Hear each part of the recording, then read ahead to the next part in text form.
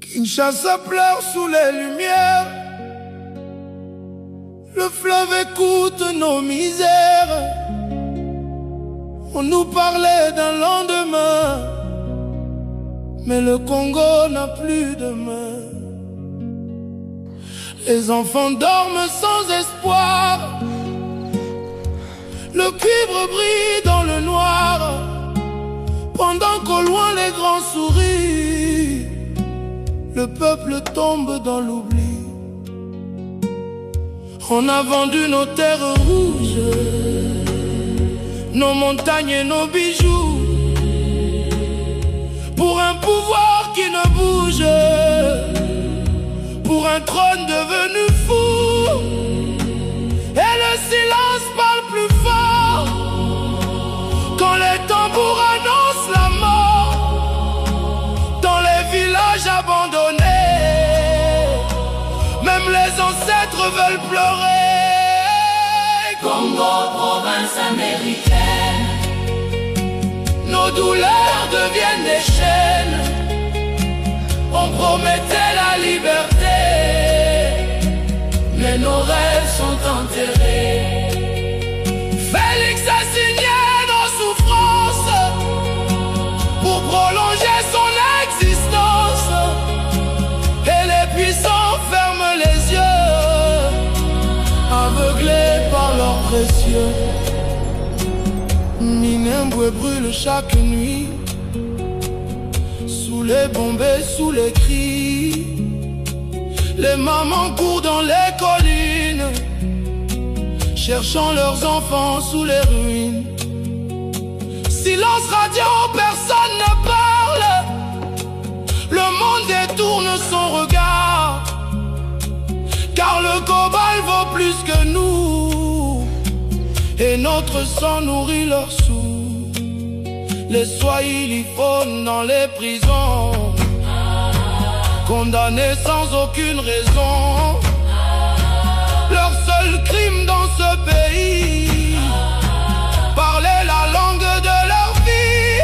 Et des prisons privées pleines d'ombre, des hommes cassés par le nombre.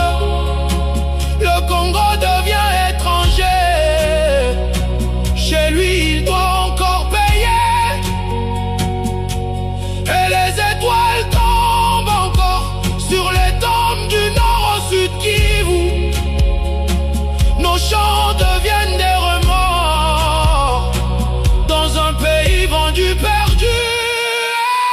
Congo, province américaine, Province américaine, nos douleurs deviennent des chaînes. nos douleurs deviennent des On chaînes. promettait la liberté, Oh. mais nos rêves sont enterrés.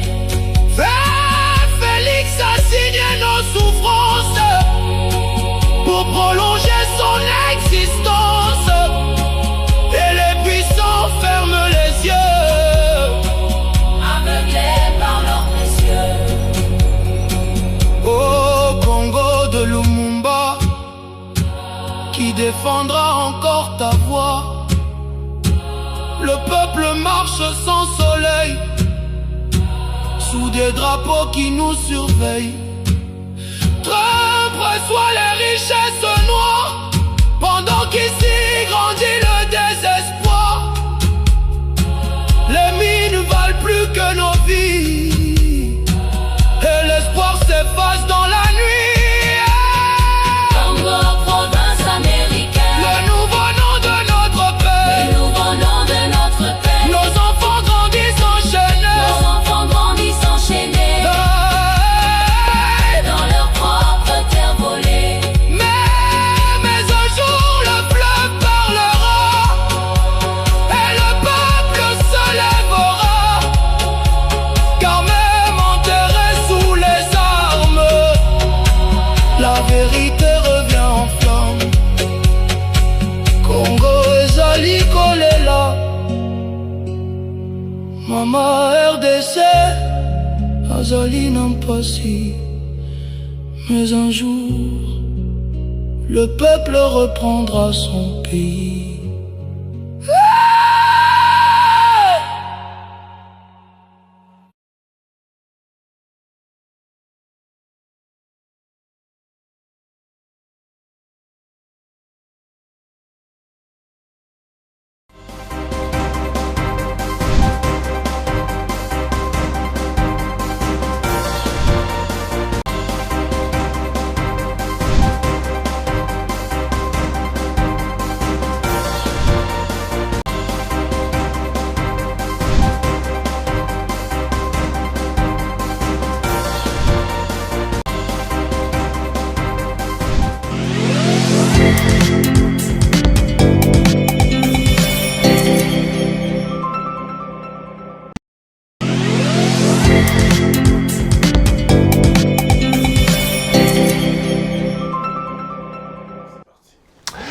Allez, madame, messieurs, bonsoir et bienvenue à ces nouveaux numéros de l'émission Contre nous, soit dit, ce magazine d'analyse d'actualité politique où on prend des questions importantes d'actualité politique dans le pays. On les met sur la table et l'invité nous accompagne pour tenter de donner son point de vue. Vous l'avez suivi, nous l'avons commenté ici sur notre chaîne et nous l'avons même diffusé. Quelques grands leaders d'opposition politique ont décidé de se retrouver autour d'une nouvelle coalition pour tenter de lutter contre la dictature de M. Tshisekedi, disent-ils, mais aussi et surtout l'arrêter et le freiner dans son idée de changer la constitution. On parle de Martin Fayulu Madidi, on parle d'Élysée Sanga Ipung, il y a aussi Matata Ponyo Mampon, Moïse Katumbi Tchapo, Jean-Marc Aboud et les autres. La nouvelle plateforme est donc sortie hier sans Kabila. Qu'est-ce qu'il faut dire de cette nouvelle plateforme? Quelle chance faut donner à ces gens qui se sont regroupés? On en parle dans cette émission. Entre-temps, Tshisekedi, lui, a clairement donné son intention de pouvoir changer la constitution lors de sa dernière sortie médiatique autour d'une conférence de presse. Le président de la République démocratique du Congo a dit qu'il n'a pas besoin d'un troisième mandat, mais si le peuple lui en demandait, il le fera. Clairement, son idée de changer la constitution est aujourd'hui clairement affichée. D'ailleurs, dans le quartier général de son parti politique, l'UDPS, ou au sein de l'Union sacrée, on commence déjà à s'organiser pour ça. Qu'est-ce qu'il faut faire? On revient également sur les pneus questions de la situation sécuritaire dans l'Est de la République, la guerre, etc. Un invité avec nous depuis Kinshasa, c'est toujours un grand plaisir et un honneur de l'avoir dans ce plateau, c'est M. Mike Moukeba Nkosso. Honorable Moukeba, bonsoir. Bonsoir, Père Loire. Un grand plaisir de vous avoir comme tous les jours. Comment vous allez à Kinshasa, ça va? Ouais, Dieu garde ses enfants. Quand tu me demandes comment je vais, tu parles de moi je dis Dieu garde ses enfants. Et pour le reste, la vie en communauté, comment marche Kinshasa, tout ça là, ça va pas. Bon, je voudrais quand même qu'on commence d'abord à parler en gardant une pensée pieuse pour nos compatriotes de l'Est de la République, notamment à Ituri et à Goma, frappés par l'épidémie d'Ebola. On parle déjà plus d'une centaine de morts. Le gouvernement dit qu'il a pris des mesures importantes. Est-ce que vous avez un mot par rapport à tous ces morts, par rapport à tous ces compatriotes qui souffrent en ce moment ici de cette maladie d'Ebola? Bon, d'abord, toute ma compassion, j'arrête d'abord un appel à nos compatriotes. Je partage la douleur de la famille éprouvée, mais encore une fois, ce qui arrive à l'Est de la République démocratique du Congo sur le plan sanitaire montre l'incapacité de Félix Tshisekedi et son pouvoir de répondre aux problèmes des Congolais. Il y a quelque temps ici, une polémique a pris corps autour des fonds décaissés pour payer la publicité sportive, pour payer le sponsoring, comme si nous, on devenait des sponsors. Monaco ici, 5 ou 6 millions d'euros, là-bas 50 millions d'euros pour Barça. Et aujourd'hui, nous ne sommes pas en mesure de faire face à l'épidémie Ebola. Et vraiment incapable de débloquer de l'argent. Mais Mouyaya et le ministre de la Santé ont rassuré que tous les moyens étaient mis en bras. Le ministre de la Santé a même séjourné à Ituri. Qu'est-ce que vous dites? Ils ont dit que tout était mis en œuvre et que le gouvernement ne lésinait pas sur le moyen. Vous avez des informations que le gouvernement n'a pas de moyens pour prendre en charge la maladie? Quand il dit que tout a été mis en œuvre, est-ce qu'ils ont chiffré? Ça signifie quoi? Tout est mis en œuvre. D'ailleurs, c'est avec la résurgence, dans la prévalence d'Ebola, qu'on se rend compte aujourd'hui, qu'on apprend que tout le programme de recherche a été abandonné, il n'y a pas de financement depuis des années. Pourtant, nous étions vraiment en avance. Nous pouvons nous devenir le pays pilote en matière de recherche en ce qui concerne Ebola. Nous étions très, très avancés. C'est aujourd'hui qu'on se rend compte que depuis 3-4 ans, il n'y a rien, pas un seul fonds mis à la disposition de Mouyembe et de toute l'équipe de la recherche. C'est dommage, c'est vraiment dommage. Mais puisque vous parlez de fonds, j'ai lu quelque part dans un tweet, je crois, que vous réagissiez, vous exprimiez votre scandale à apprendre que le docteur Mouyembe dit que depuis des années, l'INRB ne reçoit aucun subside de l'État et que même la biobanque qu'ils utilisent aujourd'hui fonctionne aujourd'hui grâce au soutien des États-Unis d'Amérique. Je voudrais que vous réagissiez à ça.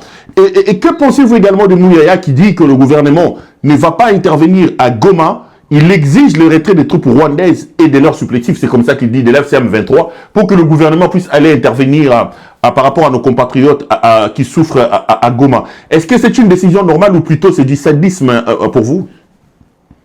Bon, c'est que Mouyembe nous révèle là ne me surprend pas beaucoup parce qu'en fait, Tshisekedi, genre le pays, il navigue à vue.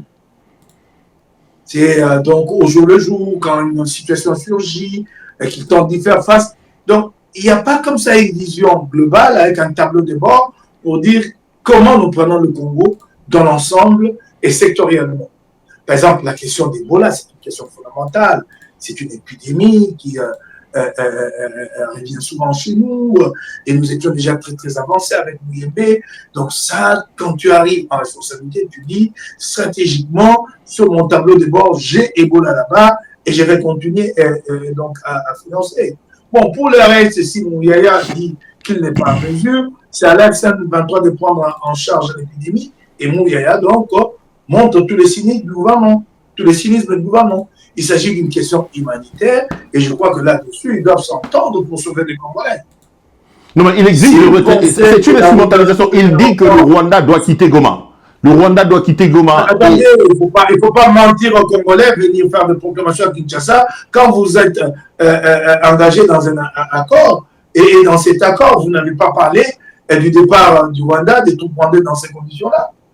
Ça, il est dit juste pour entretenir cette opinion des faucons va-t-en en guerre qui ne veulent pas du processus de paix. Ils savent que c'est irréaliste. Ils ont signé. Et quand ils ont signé, ils n'avaient pas un couteau sous la gorge ou une arme à la tempe. Ils ont signé librement. Et là, il y a des engagements de part et d'autre. Il y a des engagements de la partie congolaise qui consistent à procéder à la neutralisation des FDLR. Et de l'autre côté, la levée des troupes, la levée des mesures défensives. Et remarque même que d'ailleurs, dans cet accord, il n'est nullement question d'agression rwandaise. On parle plutôt de la levée des mesures défensives. Alors, mais comme il faut bien entretenir ce courant des faucons, du régime de temps en temps, ben, faites proclamation, il faut que les troupes rwandaises se retirent. Et vont se retirer sur base quoi? Parce que vous-même, vous l'avez reconnu que sur le plan du rapport de force, ce n'est pas possible d'inverser ce rapport-là sur le terrain militaire. Donc, il nous reste qu'une seule voie, la voie négociée. Et la voie négociée a deux processus en cours. Un processus qui a déjà été concrétisé avec un accord entre l'accord de Washington. De l'autre côté, le processus de Doha. Mais alors, vous voulez sortir de ces processus-là? Alors, dites-le clairement aux États-Unis que vous ne voulez plus de ce processus-là, au lieu de brailler tout le temps, alors que le gouvernement s'est lié les mains et les pieds en signant cet accord. Mike Mukeba est donc notre invité de ce soir. Honorable Mike Mukeba, une fois de plus, grand merci à vous d'avoir accepté cette invitation. Je voudrais qu'on aille directement en mettant le pied Namakambu, il y a Mboka, de temps en temps, Tomandoki Nalingala, de temps en temps, Tozon à Tchassa. Pas plus tard qu'avant-hier, Mike Mukeba, moi je vous ai vu, vous étiez vous-même aussi dans la salle. Vous avez lancé dans le cadre d'une coalition un mouvement que vous appelez G64, c'est-à-dire une sorte de regroupement C64, une coalition autour de l'article 64 de la Constitution. Vous étiez là, dans la grande salle des Boboto, j'ai vu certains leaders de l'opposition, Martin Fayoulou, Sessanga, etc., etc. D'abord, Mike Moukebaï, vous êtes un cadre d'Ensemble pour la République. Pourquoi avoir accepté d'entrer à ce mouvement? Quels sont les grands objectifs pour lesquels vous, Ensemble pour la République, vous avez décidé d'y aller? Bon, déjà, l'idée funeste, libre de Tshisekedi de changer la Constitution nous appelle tous à fédérer. Et c'est une menace pour nous. Si déjà, dans un contexte d'exercice démocratique normal, Félix Tshisekedi détruit le Congo à ce point, qu'en sera-t-il si demain il est assuré d'un 3e mandat avec la perspective d'une présidence à vie?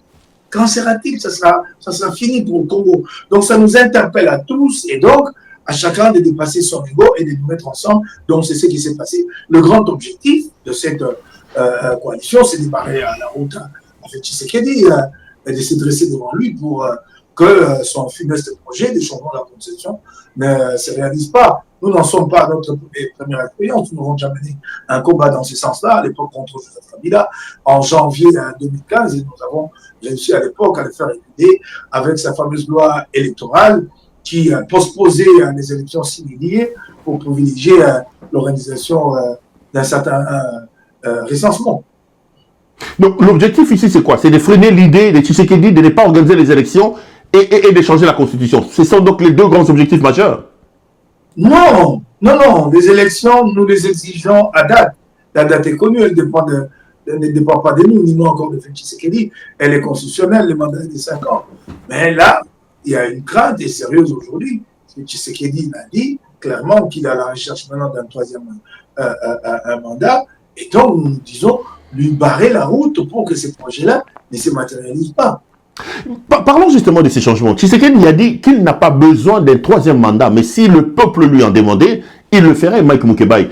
Est-ce que le peuple n'est-il pas le souverain des souverains? Le peuple n'a-t-il pas le droit de décider personnellement de son sort? Est-ce que Tshisekedi n'a pas raison lorsqu'il renvoie, il vous renvoie, vous tous, et lui, et vous, au suffrage du peuple? Vous avez peur du peuple? Mais attendez, il y a toute l'ambiguïté. De toute façon, Tshisekedi n'a pas de parole. Tu ne sais pas le suivre et comprendre et avoir une lecture claire de sa démarche. Lui ne veut pas de ce tour d'un 3e mandat. Alors pourquoi il va aller demander au peuple? Lui n'en veut pas. C'est un acteur politique, il a une volonté à lui. Il n'y a pas très longtemps ici, il nous a dit comme c'était difficile d'être président, les charges qui pesaient sur ses épaules, qu'il fallait s'arrêter à des mandats si on tient à la vie, si on veut garder son intégrité physique. Maintenant, il faut aller poser la question au peuple. Est-ce que ce peuple n'a-t-il pas été déjà consulté? Il a été consulté et il a dit oui à cette constitution. Donc, ça signifie quoi? Que ces pays vivra une instabilité politique chronique. Chacun d'entre nous, quand il accédera en responsabilité, viendra avec sa vision à lui de l'architecture constitutionnelle du pays et il va poser la question au peuple comme si les peuples ne s'étaient jamais prononcés. S'il ne veut pas d'un 3e mandat, il s'arrête là, il va poser la question au peuple. Pourquoi? Pourquoi il va aller poser? Non, il dit que le souverain, c'est le peuple. Il est chef. Et là, il demande, il dit, il va aller poser la question. Mais toutes les autres attentes du peuple, qu'est-ce qu'il en a fait? Est-ce qu'il peut revenir devant ces peuples-là et dire, ici, vous m'avez demandé l'eau, vous m'avez demandé l'électricité, voilà dans quelle mesure je résolu mon problème. N'ayant zéro. Tout ce que le peuple attend de lui, il n'a rien fait. Et là, maintenant, il va aller demander au peuple de lui accorder un 3e mandat. Dis-moi, le peuple va lui accorder si je peux y aller, comme si nous étions dans un échange donnant-donnant. Le peuple va lui accorder en contrepartie de quoi? Qu'est-ce que lui il a fait pour nous? 8 années de galère, de misère. Aujourd'hui, la fourniture en électricité, en énergie électrique est encore plus difficile qu'hier. Donc nous avons davantage, par exemple, à Kinshasa, des pans entiers de quartiers qui sont pas du tout électrifiés et pendant de longs mois, des coupures de courant intempestives, ce qu'on appelle ici fait d'air de délestage. L'eau, c'est le même problème. Les infrastructures, n'en parlons pas. Côté santé, rien du tout. Tout ce qu'ils ont à mettre en avant, c'est le programme gratuité de l'enseignement, qui n'est pas une œuvre de Tshisekedi, qui est une obligation constitutionnelle. On peut lui reconnaître le mérite d'avoir mis cette obligation constitutionnelle en œuvre. Mais quel est le résultat? C'est davantage d'enfants à l'école pour plus d'idiots demain. C'est cela, vous avez des classes de 200 élèves. Comment on peut avoir des classes de 200 élèves au primaire? Donc, pour eux, quand Tshisekedi dit qu'il scelle son sort d'un éventuel troisième mandat au peuple, ce n'est pas ça la haute expression de la démocratie. Est-ce qu'il y a une démocratie? Le peuple a décidé. La haute expression. Pourquoi le peuple a décidé? La haute expression démocratique, si tu veux, comme tu la tour populaire, elle s'est cristallisée un certain jour de 2006 autour de la Constitution en vigueur. Ça, ce n'était pas l'expression démocratique. Ce n'était pas suffisant. Le oui l'a emporté majoritairement. Et à l'époque, parce que là, j'entends du côté de Budapest dire qu'il s'agissait d'un engagement, que si un jour nous accédions en responsabilité, nous allions changer la Constitution. Et d'ailleurs, nous n'avons pas participé au référendum. Si l'UDPS n'a pas participé au référendum de l'époque, ce n'est pas parce qu'ils contestaient le contenu ou certaines dispositions constitutionnelles. Non, pas du tout. C'était une crise de confiance dans le processus électoral. La preuve qu'il s'agissait d'une crise de confiance dans le processus électoral, l'UDPS n'a pas seulement boycotté le référendum, mais aussi les élections générales. Tshisekedi n'y est pas allé. Et encore, qu'il ne s'agissait pas d'un boycott déclaré, prononcé.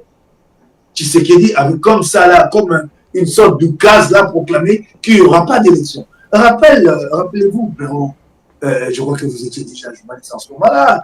Donc, en 2006, lui, il proclame simplement qu'il n'y aura pas d'élection. Et c'était ça ce qui a conduit à la dissidence, à ce que El Bazaïba quitte l'UDPS. À l'époque, El Bazaïba, elle est engagée dans le mouvement associatif féminin, elle rencontre des diplomates, elle est dans bien des cercles internationaux ici, et partout où elle passe, on lui dit il y aura des élections, les processus est irréversible. Et elle a eu le tort d'aller dire à Tshisekedi dans sa résidence qu'en tout cas, moi, partout où je passe, les milieux en connexion avec l'international, c'est clair, le processus est irréversible. Ça a été jugé que c'était un sacrilège qu'il a outragé les chefs. Et c'est comme ça qu'elle a quitté l'UDPS pour rejoindre les MLC à l'époque. Donc, il ne s'agissait pas d'une question philosophique liée au contenu de la Constitution, mais c'était plutôt une crise de confiance. L'UDPS estimait que Kabila organisait ces élections-là pour sa propre victoire. C'est cela. Et j'insiste, j'ai dit, la preuve, l'UDPS ne s'est pas arrêté à boycotter le référendum constitutionnel, mais aussi plus tard des élections générales à tous les niveaux. Souvenez-vous qu'à l'époque, les élections n'ont pas été organisées qu'au niveau présidentiel. Il y a eu les élections législatives nationales et les législatives provinciales. L'UDPS n'a participé à aucun niveau de ces scrutins-là. C'est cela la réalité. On reviendra sur le C64. Puisqu'on a ouvert un peu cette brèche du changement de la Constitution, je voudrais qu'on y reste un peu. Mike, changeant la Constitution, j'entends à gauche et à droite, Balobi, Constitution, Eza Babé belligérant. Constitution, Eza, il y avait étranger, pendant on est étranger. En tout cas, tout le monde a fanatisme. Est-ce que Bakosi? Bon, allons-y tout doux. C'est Félix Tshisekedi lui-même qui a commencé à véhiculer ces contre-vérités-là. Comme quoi que la Constitution a été rédigée à l'étranger par des étrangers. Personne ne nous a dit dans quelle ville exactement, avec précision. Personne. Et non plus quels étaient ces étrangers-là. On parle de Liège. On parle de Liège. Ils ont dit que c'est à Liège. Non. Ils attribuent comme ça la Constitution à Liège, qui disent quels sont les professeurs belges qui ont participé à la rédaction de cette Constitution-là. Ce que je sais, et ça s'est cristallisé dans les archives du Sénat, c'est que c'est une commission sénatoriale du Sénat 1+4 qui a préparé cette Constitution, le projet, à Simi à Kisangani. Et il n'y avait que deux étrangers. Il y en a un dont le nom m'échappe, et l'autre, l'érudit sénégalais, Bodge. Et il y avait un troisième, si on peut le considérer comme un étranger, mais c'est pourtant un Congolais. C'est le professeur Kabamba qui était là pour nous et pour le compte de l'Université de Liège.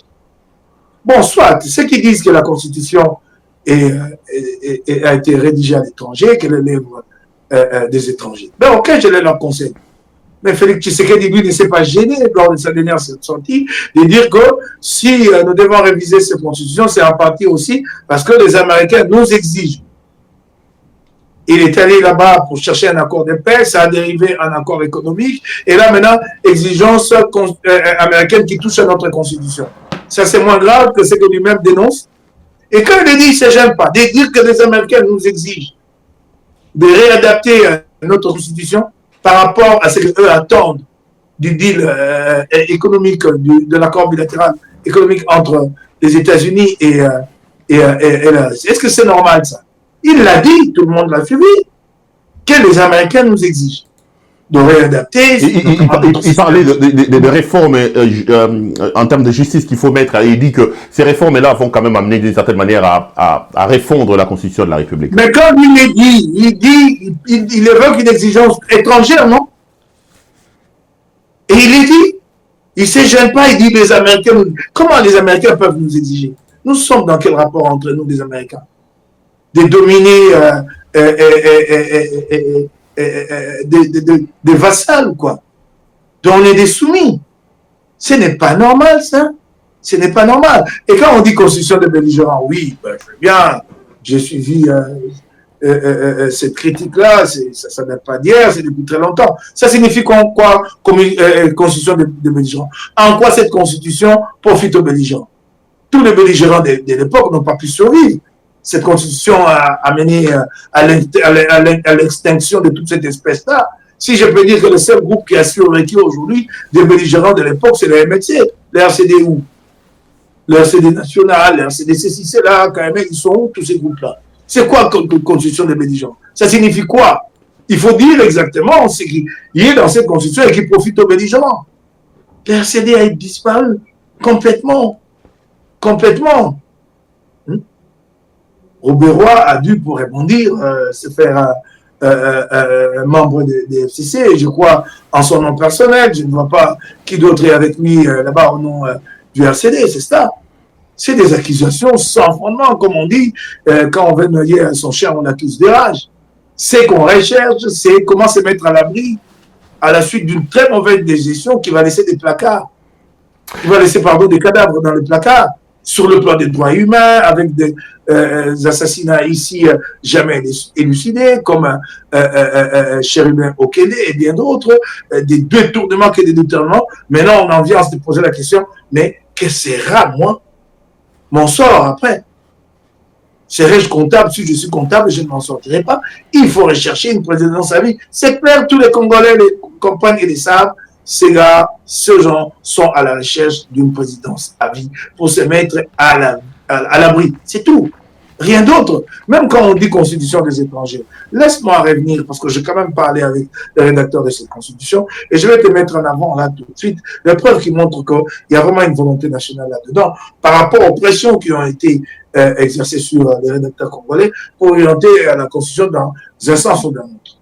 Par exemple, sur la question de la nationalité, les Nations Unies et la communauté internationale dans l'ensemble avaient mis énormément de pression sur les Congolais pour que nous ouvrions notre nationalité, qu'on passe à une multinationalité.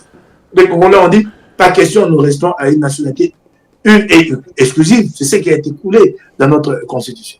En ce qui concerne le mariage, il nous a été recommandé à l'époque que nous allions vers un mariage en disant ceci, que le mariage est une union entre deux personnes. Et quoi, on s'arrête là, comme ça on ouvre la voie au mariage homosexuel et tout le reste. Les rédacteurs congolais ont dit, pas question, ça passe pas. Et c'est comme ça qu'il est dit dans notre constitution, est une union entre deux personnes de sexe opposé. Allons plus loin, en ce qui concerne la peine de mort. La communauté européenne, notamment comme elle est à majorité abolitionniste, elle avait voulu que nous incluions dans la Constitution même l'abolition de la peine de mort.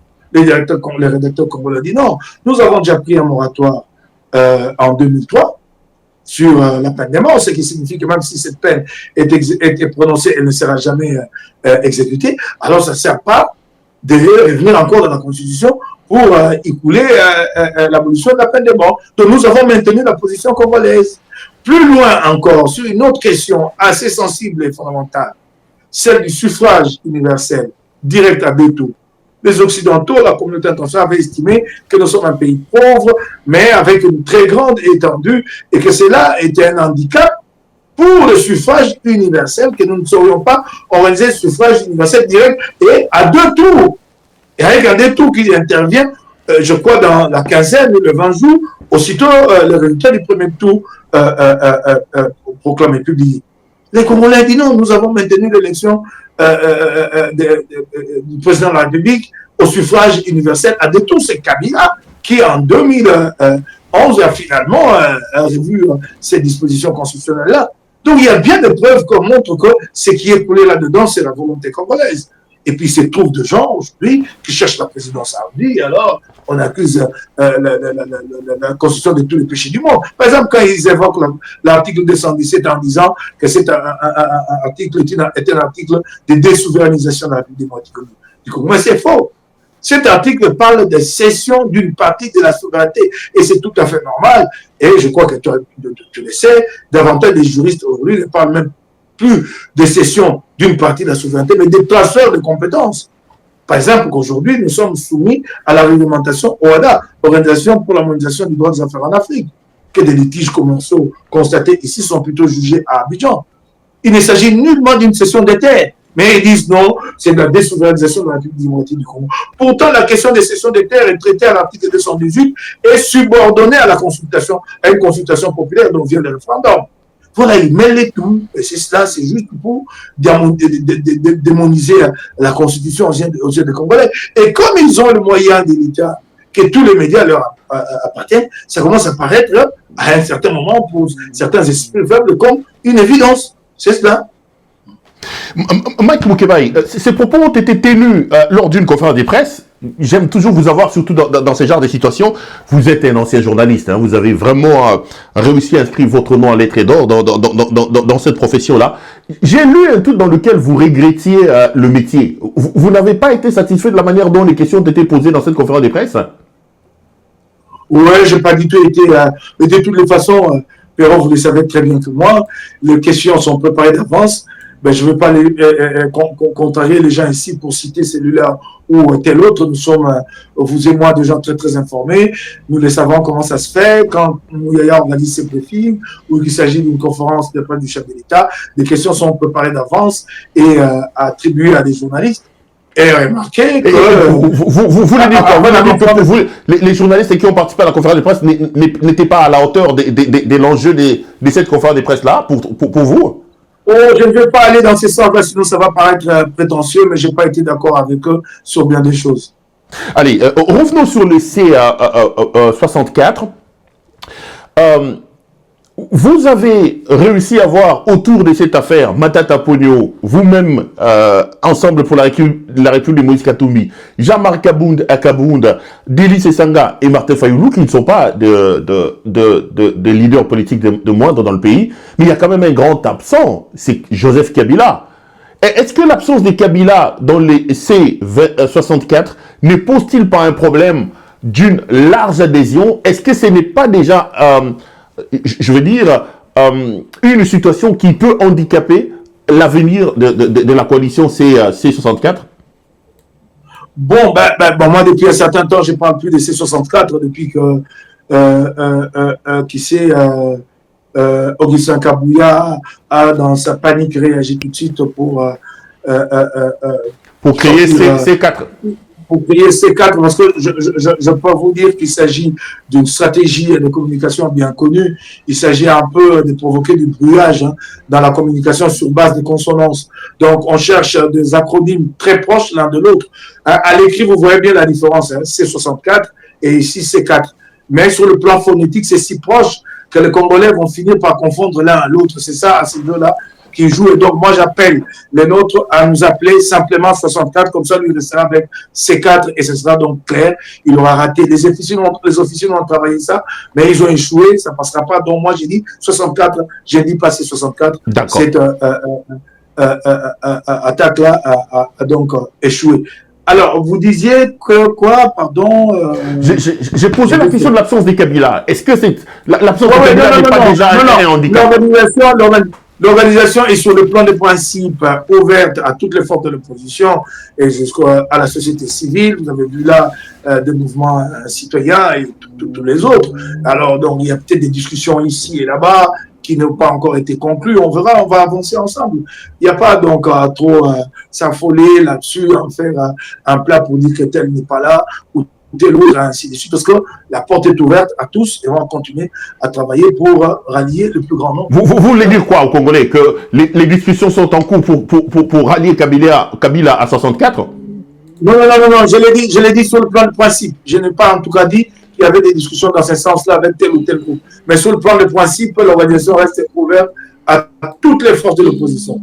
Donc ça, c'est sûr. Alors, Mike Moukeba, vous parlez des principes, mais j'ai également vu certains sociétaires de 64, puisque vous voulez désormais qu'on l'appelle 64, estimer que Kabila, étant estampillé chef rebelle, sanctionné par les États-Unis d'Amérique, ne peut donc pas vous rejoindre pour des besoins des principes, parce que vous luttez contre le changement de la Constitution, vous appelez au respect de la Constitution. Or, un rebelle ne peut donc pas se retrouver avec ceux qui sont contre la rébellion et ceux qui veulent respecter la Constitution. Est-ce que là aussi, ça peut être un problème d'approche? Ça, ce sont des spéculations. Il faut aller poser la question à ceux qui les émettent. Nous, on est ouvert à toutes les forces de l'opposition. Et s'il y a des discussions engagées, nous les engagerons librement. Allez, on parle alors des profils de ceux qui sont avec vous. Je me rappelle lors de la dernière émission ici, c'était avec vous d'ailleurs, vous vous plaignez de l'instabilité et de l'inconstance de M. Martin Fayoulou. À l'époque, vous veniez de signer un communiqué avec lui et quelques jours après, il avait décidé de rejoindre M. Tshisekedi dans ce qu'ils ont appelé camp de la patrie. Sur ce plateau où vous êtes, vous m'aviez dit que Fayoulou a toujours fait preuve d'une certaine instabilité qui vous a toujours gêné. Et vous vous posiez la question de comment il peut apposer sa signature la veille et le lendemain, il va entrelacer M. Tshisekedi. Est-ce qu'aujourd'hui, vous ne craignez pas que Fayoulou refasse la même chose? Parce que bon, peut-être qu'aujourd'hui, vous allez faire la langue de bois. Mais j'ai fait plusieurs émissions avec vous. C'est un homme en qui vous ne croyez pas. Vous l'avez dit plusieurs fois sur mon plateau. Qu'est-ce qui fait qu'aujourd'hui vous allez avec lui et que vous puissiez croire qu'il ne changera pas? Des accusations de cette nature, elles sont mutuelles, tout autant que moi, j'ai douté une fois ou deux fois de sa loyauté. Lui aussi et les siens peuvent douter ou de ma loyauté ou de la loyauté de mon chef, Moïse Katoubi. Et donc, si nous devons nous en tenir à ce genre d'entre-accusations, c'est que nous ne comprenons pas les terreurs du Congo. Nous devons donc les dépasser et pouvoir fédérer au nom de l'intérêt général. Non, mais vous parlez des accusations. Nous parlons de l'histoire. Fayoulou, il n'y a pas longtemps, il a signé un communiqué avec vous. Après, il est allé chez Tshisekedi. Qu'est-ce qui vous dit qu'aujourd'hui, il ne fera pas un bon? Est-ce que vous... J'ai vu que la population avait crié « beau trahir, bissoter, beau trahir, bissoter ». Est-ce que vous n'avez pas mis en place un certain nombre de mécanismes pour qu'il n'y ait pas de trahison à l'intérieur de cette affaire? Non, vous ne pouvez pas mettre en place ce genre de mécanisme. Comment ça, vous le savez comment? Il faut compter sur la loyauté de chacun. Il ne faut pas penser qu'il y a des mauvais d'un côté et des bons d'autres. Je crois que là, s'il y en avait un ou deux qui s'étaient égarés, l'intérêt général aujourd'hui appelle à plus de responsabilité et d'engagement. Et moi, je compte donc sur la responsabilité de chacun pour que nous portions ces combats jusqu'à son aboutissement. Vous dites quoi aux Congolais qui vous regardent? Fayoulou, que vous avez attaqué chez moi ici, que vous avez dit qu'il n'était pas stable politiquement, qu'il ne faisait pas preuve d'une certaine constance politique, vous dites quoi aux Congolais? Nous sommes avec lui, G4 ou plutôt 64, l'a béatifié, c'est un saint aujourd'hui, ne l'attaquez plus, c'est un homme bien et je me repens de tout ce que j'avais dit? Nous ne sommes pas là pour blanchir tel ou tel autre, ce n'est pas une blanchisserie. Nous sommes là, nous nous reconnaissons tous comme perfectibles et donc c'est au nom de cette dimension-là qui comprend qu'il y a toujours lieu de donner la chance aux uns aux autres, que donc au nom de cela que nous nous mettons encore ensemble, surtout que l'intérêt général les demande. Mike Moukeba est donc ce soir notre invité au cours de cette émission Contre nous soit dit. Avec lui, on fait donc la lecture de l'actualité en République démocratique du Congo. Mike, je vais ouvrir une parenthèse pour parler un peu de vous et puis on va aller dans l'essai de la République. Vous êtes président fédéral d'Ensemble pour la République. J'ai vu un de vos anciens compères, M. Daniel Safou, excusez-moi de les citer comme ça. Je sais qu'il aboie un peu trop ces jours-ci, il dit du tout, et bon voilà, il est libre. dire de vous que vous n'étiez pas compétent pour occuper ces postes. Il a même dit que vous étiez là pour attendre de l'argent de Moïse Katumbi, etc. Je l'ai suivi dans un live. Et du coup, quand je regarde, depuis que vous êtes à la tête de cette structure, vous nous avez promis des manifestations, etc. Mais apparemment, c'est silence radio. Et pour conclure ce que j'ai dit, j'ai vu quelqu'un tweeter que vous vous plaignez de comment il a appelé ça, des frais de fonctionnement. Moukébaï, qu'est-ce que vous faites depuis que vous êtes arrivé à la tête d'Ensemble pour la République au niveau de Kinshasa? Les critiques commencent déjà à fuser de partout. Mais ce que Daniel Safou ne dit pas à l'opinion, c'est qu'il a été membre du comité sortant. Le comité présidé par Francis Kalombo, Daniel était l'un de 2 coordonnateurs adjoints. Et bien, qui commence par présenter son bilan, ou le bilan de ces comités-là. C'est facile, moi qui viens d'arriver, de dire que ceci ou cela, de m'accuser d'attendre l'argent des Katumbi. Je ne veux pas revenir sur ces questions-là, je crois que j'ai dit assez de choses sur Daniel. J'ai reçu beaucoup de conseils, et ça et là, de dire que c'est pas bien, de nous taper dessus en famille, et puis bon, je passe là, je tourne la page. Le plus important pour moi, c'est donc d'avancer. Donc, j'ai dû déjà mettre un terme à ces... Non, mais quand il dit par exemple qu'aujourd'hui les partis n'ont plus de lignes, Katumbi est énorme, aujourd'hui il n'existe pas, il n'y a plus de lignes, il a quitté Ensemble parce qu'il n'y a plus de lignes, parce que... Tout ça j'avais répondu à l'époque.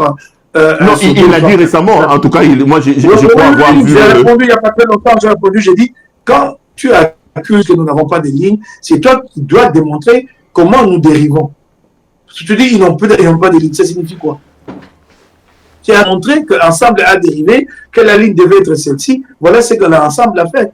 Ça, c'est une accusation bateau à laquelle moi, je ne peux pas répondre. C'est à celui qui accuse de démontrer en quoi ensemble a dévié de sa ligne fondatrice. C'est cela. Si c'est des incompréhensions à un moment donné qu'il fallait faire un rapprochement à tel et que nous ne l'avons pas fait, nous avons préféré maintenir pour préserver notre autonomie, ça c'est une décision d'un groupe donné. Parce que à l'époque, nous avons été accusés, j'ai suivi même les termes, je ne comprenais pas, des particularismes. Ceux-là qui étaient accusés de particularisme hier, aujourd'hui, ils sont avec d'autres forces d'opposition au sein des 64, non? Au sein des 64. Non, c'est des accords. Et puis cette affaire d'argent de Katumbi, ça me gêne un peu d'en parler, mais j'en sais beaucoup. Non, mais déjà, vous-même, vous vous plaignez que vous n'avez pas de frais de fonctionnement depuis que vous êtes là, vous ne faites rien parce que l'argent n'arrive pas. C'est normal que les gens disent que vous êtes là. Que Daniel, ça vous dit que vous êtes là pour l'argent. Vous dites que vous êtes là, il n'y a pas de miettes qui tombent dans l'escarcelle, vous ne recevez pas les frais de fonctionnement du parti. Vous ne devez pas confondre l'argent du parti et ce que les gens évoquent comme si nous étions là pour que tous vivent des libéralités de Katumbi. L'argent du parti, il ne vient pas que des Katumbi, il vient aussi des cotisations, par exemple, de nos députés nationaux. Donc, s'il y a quelque chose dans la caisse des Molengo Tengue, on n'aura pas besoin d'attendre que Katumbi délie les cordons de la bourse à son niveau. Donc, il y a bien des fonds. Nos députés provinciaux contribuent, je ne vous dirai pas à quelle hauteur. C'est du Haut-Katanga et Tanganyika, et là-bas, ils versent des cotisations chaque mois. Ça, c'est l'argent du parti, c'est normal. Et si cet argent-là arrive, il n'arrive pas pour que les gens l'empochent et s'en servent pour de fins personnelles. Il arrive pour permettre au parti de fonctionner. J'ai alors entendu des accusations du genre que cet argent ne vient pas. Je ne sais pas si l'argent en a la preuve. Même alors qu'il ne venait pas, c'est donc la preuve qu'on n'est pas là pour l'argent. Si j'étais là pour l'argent, si ce n'était que ça, et comme il ne vient pas depuis 2 mois, je devais faire quoi? Je devais partir, non? Et puis celui-là qui a porté cette accusation sur cette critique sur la place publique est allé loin pour parler de tribalisme, que je me plaignais qu'il y avait du tribalisme au sein d'Ensemble. Ça, c'est quelque chose que j'ai jamais vécu, moi, dans Ensemble. Je pourrais jamais m'en plaindre parce que je ne me suis jamais senti stigmatisé en tant que cassé. Jamais. Je ne sais pas s'il y a d'autres qui, eux, ont vécu une stigmatisation à un niveau ou à un autre. Je suis très à l'aise d'Ensemble pour la République et moi, je suis un homme libre d'esprit. Si c'était le cas, je ne serais pas resté là. Moi, je suis d'origine Kassaï et Katumbi m'a confié la gestion de Kinshasa. La tendance générale, Perrault, vous la connaissez, les partis confient souvent la gestion de Kinshasa aux ressortissants ou du Bandundu ou du Congo central parce qu'ils sont confondus aux autochtones ici. C'est ça, non? Ils sont pris pour des indigènes. On dit donc c'est à eux de diriger Kinshasa. Mais moi, Katumbi m'a confié, quoi que je sois Kassaïen, et je ne suis pas le premier Kassaïen à diriger Kinshasa. Le second, mon prédécesseur, est d'origine kassaïenne autant. Donc Katumbi ne regarde pas aux origines des uns des autres. Ça, c'est clair. Qu'est-ce qu'il est devenu d'ailleurs votre prédécesseur? Je n'entends plus parler Francis Kalombo. Ça, c'est vraiment une question de dire. Il est toujours au parti, celui-là? Il est toujours au parti. Ah, quelle dame, puis ma nouvelle Néo-Ghana, c'était. Donc, Mike, vous voulez dire? Mais vos journalistes, c'est à vous de chercher l'information de la livrer au Non, mais c'est un camarade du parti, je peux l'avoir chez vous. C'est pas un problème. Hein. Non, il n'est pas sur place à Kinshasa. Il est là-bas avec vous. Bon, ça veut dire quoi? Ça veut dire que vous ne vous êtes jamais plaint et vous n'avez jamais réclamé de l'argent, des frais de fonctionnement comme on les entend. Je ne suis pas du genre à me plaindre. Je ne suis pas du genre à me plaindre. Quand je ne suis pas d'accord, je le dis. Je remonte mes récriminations à cri des droits, on règle ça et on continue. Pardonnez-moi d'insister là-dessus, on va très vite passer. Mais lorsqu'on dit que le parti n'a plus de lignes, est-ce que ceux qui vous critiquent comme ça n'ont pas raison? Parce que Katumbi est aujourd'hui amorphe, on ne l'entend pas, alors qu'on le connaissait, l'homme des réseaux, l'homme des médias internationaux, l'homme des entrées, lui qui était capable de prendre Tshisekedi, de l'amener aux États-Unis alors que Félix n'entrait plus aux États-Unis, lui était capable de mobiliser l'opposition, de créer Genval et de soutenir le président Tshisekedi, le président Tshisekedi. Mais aujourd'hui, Mike, reconnaissons quand même que l'animal politique qui a fait mal à Kabila est éteint, non? Bon, alors, Perrault, là, d'abord, vous mettez en avant deux concepts. Vous parlez des lignes d'activité, c'est deux choses différentes.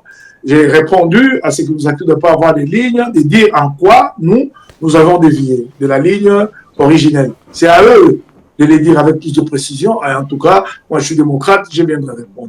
Quant à cet engagement de Katumbi, tout son réseau diplomatique, je suis gêné puisqu'il ne m'a pas autorisé. Je suis sûr que si je me mets à vous dire qui l'a rencontré les dernières semaines, vous serez surpris. Mais je ne suis pas autorisé de le dire. Et ce qui a été dit, non seulement qu'il a rencontré celui-là à un niveau très élevé à l'international, mais ce qui a été dit dans l'entrevue en tête-à-tête avec celui-là. Je crois plutôt qu'on a changé d'approche. De toute façon, lui a toujours été un homme discret. Davantage, il est aujourd'hui parce que les gens attendent tout de lui, ont tendance à tout le temps lui demander est-ce que diplomatiquement, mais il y a des résultats. Mais je crois qu'il y a eu un résultat qui a été au moins palpable, qui a été évident. C'est tout le lobbying qu'il a fait pour en arriver comment s'appelle, à la résolution 559 de la Chambre des représentants des États-Unis. Ça, c'est clair, il y a beaucoup contribué, mais il y a d'autres grands diplomatiques plus importants que celui-là que j'évoque, mais que je ne peux pas mettre en avant parce que je n'ai pas été autorisé. Allez, on va parler un peu de la situation sécuritaire. Mais en fait, je suis en train de vous dire que Katumbi a compris. Quand même, les gens veulent qu'il les y amène, et puis le lendemain, ils vont lui tourner le dos et tout ça. Il faut un peu ce que les Kinois appellent les jets qui zénient. Ben voilà. Ah, on a vu noyer banane à fin de l'année. Les jets qui zénient. Ben voilà, et les contacts diplomatiques sont là, au plus haut niveau. Ah, c'est sûr. Ok. Espérons que ça va aboutir. Mike, l'actualité politique dans l'Est de la République, c'est encore cette guerre qui continue à sévir.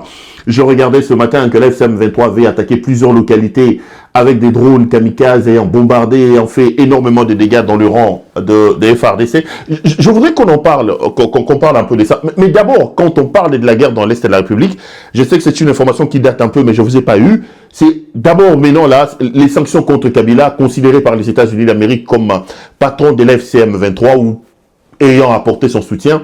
Comment analysez-vous la décision des États-Unis d'Amérique sanctionnant M. Kabila? Bon, moi, tout au départ, déjà quand le Rwanda a été sanctionné, j'avais dit que ça n'allait changer rien sur les terrains. La donne restait la même et c'est ce que nous vivons jusqu'à ce jour. Donc, il y a d'un côté l'accord de Washington, les Américains continuent à exercer des pressions là-dessus pour la mise en œuvre de cet accord. De l'autre côté, il y a le processus de Doha et en réalité, il y a derrière tous ces rideaux-là, les dialogues inclusifs national, puisque c'est vraiment clair, le jour où les deux parties belligérantes parviendront à un compromis à travers droit, puisqu'ils sont obligés d'y parvenir, ces jours-là, ce sera ces jours que la perspective du dialogue inclusif sera ouverte, puisque il ne pourra pas être possible d'appliquer un compromis de mettre en œuvre entre deux parties belligérantes au détriment de toute la classe politique. Il faudra bien aller chercher le consensus politique le plus large possible. Il ne peut être recherché que dans la classe politique à travers donc les dialogues. Et donc là-dessus, les choses n'ont vraiment pas changé. Mais il faut comprendre la position américaine, c'est qu'il faut favoriser la paix de toutes les façons. Ils avaient dit depuis le début, il n'y a pas de victoire militaire d'un camp sur un autre pour qu'enfin on s'attaque aux véritables causes du conflit. Et c'est dans ce sens-là qu'ils ont sanctionné le Rwanda, puisque dans l'entretemps, quand l'entérinement a été conclu de l'accord de Washington, la LCM23 a progressé et donc il fallait sanctionner le Rwanda pour donner la chance à la paix. Rien d'autre. Il ne s'agit pas d'une victoire politique ou diplomatique d'un camp sur un autre. Non, non. Il s'agit de moyens de pression pour que le Rwanda fléchisse et s'implique davantage dans la mise en œuvre de l'accord. Et c'est ce qui a été fait. Et comme certains pensent que Kabila, je ne sais pas si c'est vrai, à tort ou raison, est l'un des bailleurs de la LCM23, ils se sont dit, bon, si, nous, les sanctionnons aussi, donc, ça fera... Non, mais dans les certains, là, vous parlez de qui? Vous parlez des Américains, c'est quand même la première puissance mondiale, non? Bon, c'est une façon de parler comme ça. Et je disais, je le dis encore aujourd'hui, il n'est pas exclu que Kinshasa se retrouve sanctionné. Il n'est pas exclu. Parce qu'il y a maintenant là une thèse sur laquelle l'opposition travaille dans le capital occidental. Et vraiment, il y a bien de capital occidental qui sont très réceptifs à cette cause-là. Comme quoi que ces projets que Félix Tshisekedi vient de mettre en route de changement de constitution est un obstacle au processus de paix. Et donc, les Américains peuvent, à partir de là, les sanctionner aussi. C'est pas exclu. C'est un obstacle au processus de paix. Ça montre qu'il ne veut pas de la paix, qu'il est sur autre chose. C'est ça. Donc, les sanctions pourront tomber d'un côté comme de l'autre. De toutes les façons, aujourd'hui, ces sanctions sont davantage relativisées depuis que les Américains ont, il y a 48 heures, passé à la coopération nucléaire civile bilatérale avec le Rwanda. C'est quand même un signal très fort, non? Non, mais qu'est-ce que vous dites? Vous dites que ces sanctions contre Kabila, c'est une sorte de coups d'épée dans l'eau, ça n'aura servi à rien. Et vous n'êtes pas choqué qu'un ancien président de la République, qui a dirigé le pays pendant 18 ans, se retrouve dans de beaux draps et accusé de faire partie ou de soutenir un mouvement qu'on dit être un mouvement rebelle? Bon, écoute, moi, je ne suis pas là pour prendre la défense de Kabila. C'est à ceux qui l'accusent d'apporter la preuve. Moi, je ne suis pas là, je ne suis pas le porte-parole de Kabila. Alors, vous dites que pour vous, vous avez toujours maintenu que la solution était les dialogues. J'en ai longuement parlé ici avec vous. Vous savez que le président Tshisekedi a encore, la semaine passée, envoyé des émissaires conduits par l'Oumanou en Angola pour dessiner son cadre du dialogue. Tshisekedi est clair, je suis prêt pour les dialogues, mais un dialogue qui doit se tenir à Kinshasa, un dialogue qui doit être appelé par les institutions de la République et qui ne doit pas remettre en cause les institutions de la République. Est-ce que ça peut être une solution pour tenter de sortir finalement? Parce que vous êtes toujours un prédicateur du dialogue. Il vous tend la main, M. Tshisekedi. Enfin, on peut aller à ces dialogues. Toutes les lignes de défense que Félix Tshisekedi a adressées depuis le début de ces conflits ont fini par être défoncées.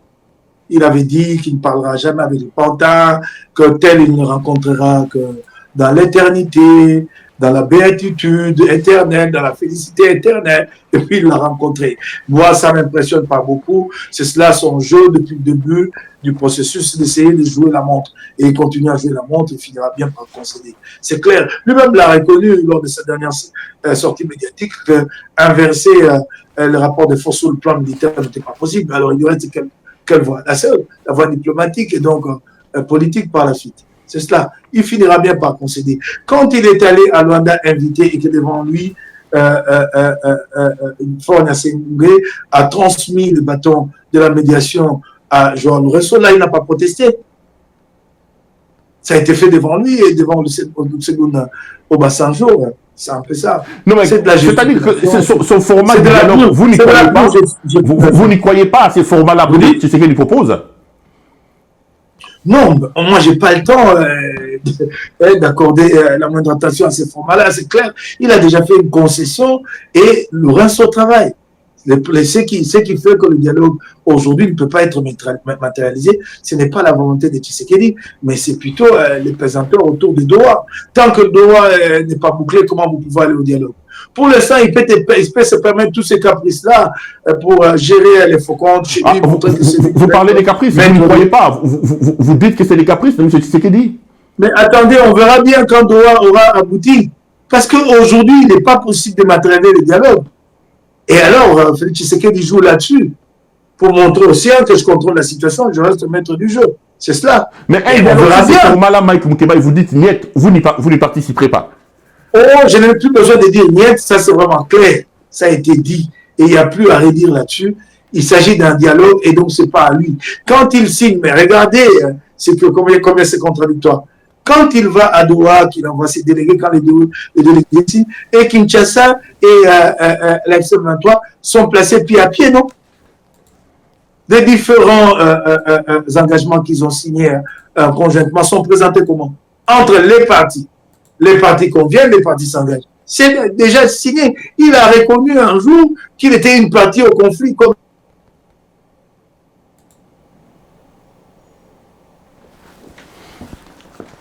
Allez, on a encore une autre. Alors, toute cette gesticulation-là, voilà quoi. Donc, il ne lui revient donc pas à lui, Tshisekedi, de pouvoir imposer sa loi par rapport à ces dialogues. Mais ça va de soi, ça ne se discute même pas. Parce que sinon, il n'aurait pas dû faire le déplacement de Doha, où au minima, il allait et dire, vous ne pouvez pas me présenter comme une partie et pied à pied avec la SM23. Mais il a fait cette concession. Et c'est coulé dans le document officiel, des accords signés. Mike Moukebaï, on va terminer cette émission. Ça a été un grand plaisir pour moi de vous avoir sur ce plateau. Batou Balandio, Orolo Balabaroni, pour clôturer l'émission Mkolalelo. Bon, j'appelle les Congolais à se tenir prêts partout où ils sont. Le mois de mois, nous allons lancer un appel pour aller à l'assaut de ces projets funestes de changement de la Constitution et que les Congolais soient sûrs qu'il ne passera pas. Il ne passera pas, ce projet-là. Mike Moukebaï, merci beaucoup. Et courage à vous. C'est à moi de vous remercier. Madame, Monsieur, cette émission est terminée. Je rappelle ce soir que notre invité, c'était l'honorable Mike Moukebaï Nkosu, président fédéral d'Ensemble pour la République, ville de Kinshasa, de M. Moïse Katumbi Chapoué. Il nous a donc fait l'amabilité d'être avec nous pour répondre à nos questions. Restez branchés sur nos programmes. On se retrouve lors des prochains numéros de cette émission. Portez-vous bien et restez branchés sur nos programmes. Bonsoir chez vous. Chez lui, il doit encore payer. Et les étoiles tombent encore sur les tombes du nord au sud Kivu. Nos chants deviennent des remords dans un pays vendu perdu. Congo, province américaine. Province américaine. Nos douleurs deviennent des chaînes. Nos douleurs deviennent des chaînes. On promettait la liberté. Oh. Mais nos rêves sont enterrés. Félix a signé nos souffrances pour prolonger son existence. Et les puissants ferment les yeux, Aveuglés par l'or précieux. au Congo de Lumumba, qui défendra encore ta voix. Le peuple marche sans soleil, sous des drapeaux qui nous surveillent. Trump reçoit les richesses noires, pendant qu'ici grandit le désespoir. Les mines valent plus que nos vies, et l'espoir s'efface dans la nuit. Congo, province américaine. Le nouveau nom de notre père. Le nouveau nom de notre père. Nos enfants grandissent enchaînés. Nos enfants grandissent enchaînés dans leur propre terre volée. Mais un jour le fleuve parlera et le peuple se lèvera, car même enterré sous les armes, la vérité revient en flamme. Congo ezali kolela, Mama RDC azali na mpasi. Mais un jour, le peuple reprendra son pays.